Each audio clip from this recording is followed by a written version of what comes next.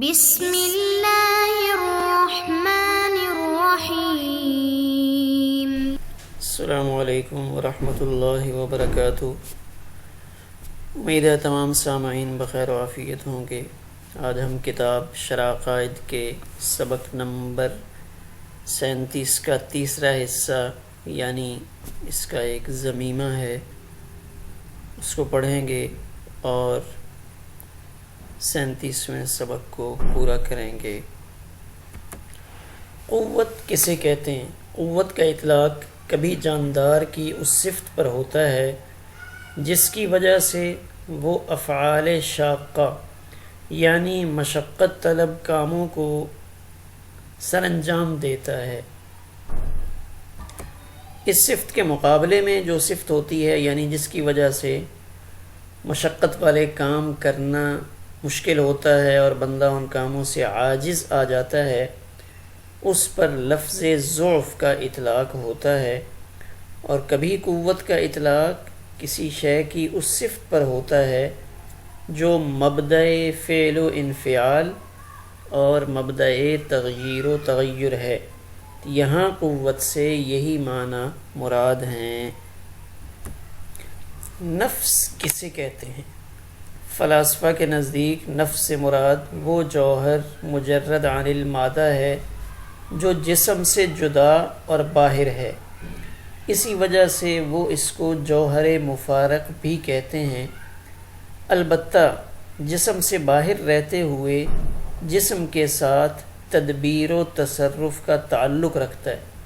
مثال کے طور پہ کوئی آپ کے منہ کی طرف مٹی پھینکتا ہے تو آنکھ فوراً جھپک جاتی ہے، بچاؤ کی یہ تدبیر نفس کرتا ہے۔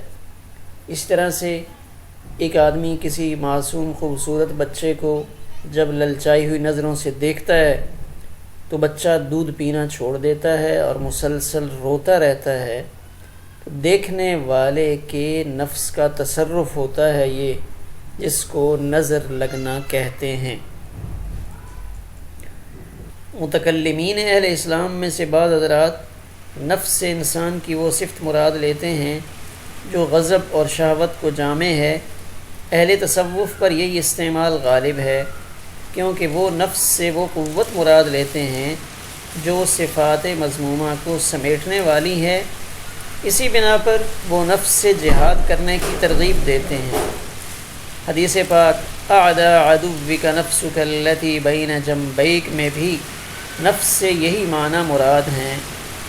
حدیث پاک کا ترجمہ یہ ہے کہ تیرا سب سے بڑا دشمن تیرا نفس ہے، اور جمہور اہل شرع کا پسندیدہ قول جو متأخرین اشاعرہ کے نزدیک معتمد بھی ہے، یہ ہے کہ نفس ایک امر لطیف غیر مادی اور روحانی ہے، وہی مدرک عالم اور احکام شرعیہ اور جزا و سزا کا مخاطب ہے،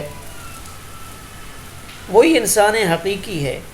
کتاب میں لفظ نفس سے یہی معنی مراد ہیں، اسی وجہ سے ہم نے اس کا ترجمہ لفظ انسان سے کیا ہے۔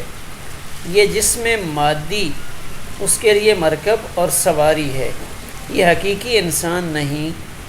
اس بات کو اس مثال سے سمجھا جا سکتا ہے کہ راشد نامی ایک شخص کی موت واقع ہو گئی، ابھی اس کی لاش دفنائی نہیں گئی بلکہ گھر میں ہی رکھی ہے، پھر بھی کہا جاتا ہے کہ راشد کا انتقال ہو گیا، ارتحال ہو گیا، وفات ہو گئی، رفیق اعلیٰ سے جا ملے وغیرہ۔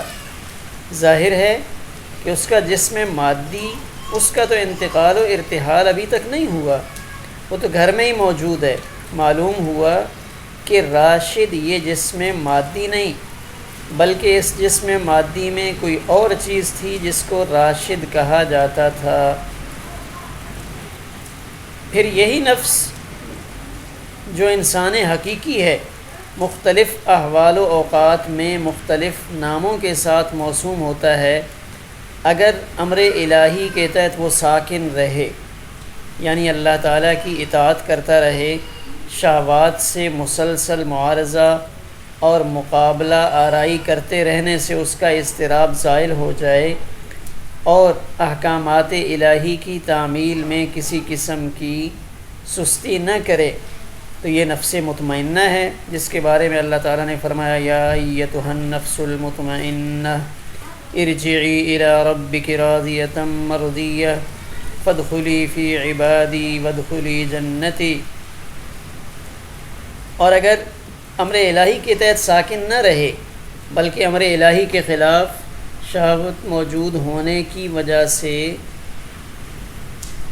قدر اضطراب اور پس و پیش ہو، مگر نفس اس شہوت کو دفع کرتا ہے اور اس سے معارضہ کرتا ہے، مثلا نماز کا وقت ہے، خواہش ہو رہی ہے کہ سو جائیں اور نماز نہ پڑھیں، مگر نفس اس خواہش سے مقابلہ کرتا ہے کہ نہیں یہ غلط بات ہے، تو اس وقت یہ نفس لوامہ ہے۔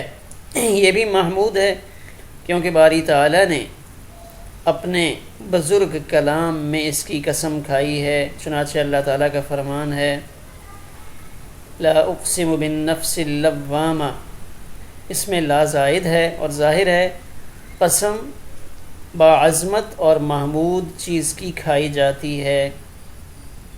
اور اگر امر الہی کے تحت نہ تو ساکن رہے نہ امر الہی کے خلاف شہوت سے معارضہ کرے بلکہ بے چوں چراں مقتضائے شہوت کی تعمیل کر لے تو یہ نفس امارہ ہے، یہ مذموم ہے، جیسا کہ اللہ تعالیٰ کا فرمان ہے ان النفس لامارۃ بالسوء۔